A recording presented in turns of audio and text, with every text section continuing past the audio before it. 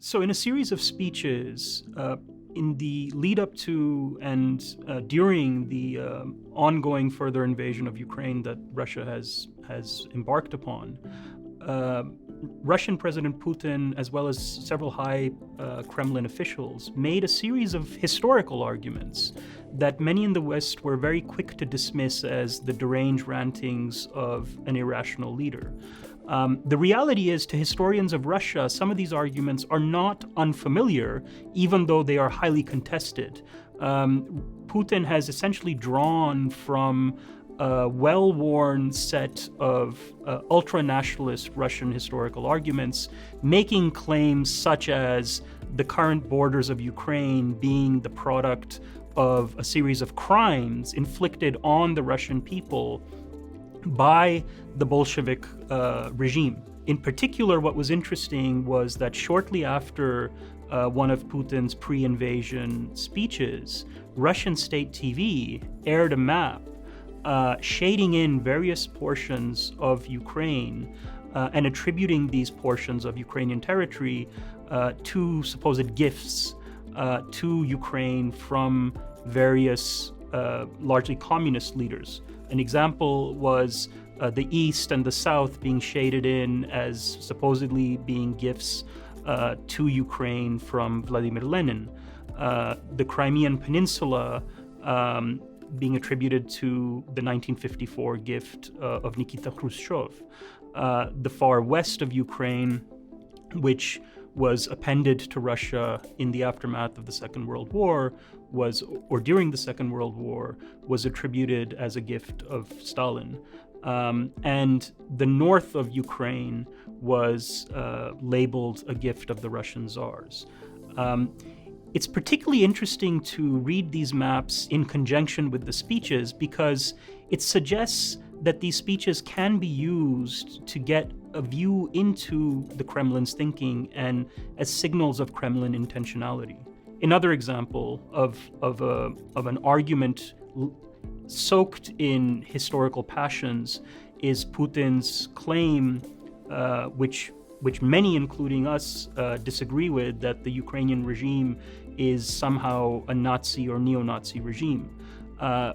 While this seems rather absurd given that the current Ukrainian president is of Jewish descent, read in a Russian context, it signals and suggests to us that the Kremlin is preparing the grounds domestically for regime change. And this has a lot to do with Russia's history during World War II. Sitting in the West, we often forget that the Soviet Union lost more than 25 million people in the Second World War, a conflict that saw entire cities completely devastated. And so for any Russian leader to be seen to be turning a blind eye to what the Kremlin alleges to be genocide, and indeed genocide perpetuated by Nazis or neo-Nazis, is untenable.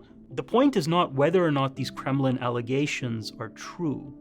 The point is that the very fact that the Kremlin is making these allegations, that they are being reinforced by state propaganda and state TV in particular, suggests to us that regime change is the intention. Unfortunately, we are extremely skeptical of any hopes and expectations of an imminent and certainly lasting peace. I desperately hope I'm wrong on this because this war has inflicted just horrifying tolls on the civilian population. So if you look at the map of the South, clearly one of the Kremlin's immediate strategic objectives was to restore freshwater access to the Crimean Peninsula from the Ukrainian mainland, something the peninsula lost after Russia's 2014 annexation of the peninsula. That's already been achieved to a significant degree.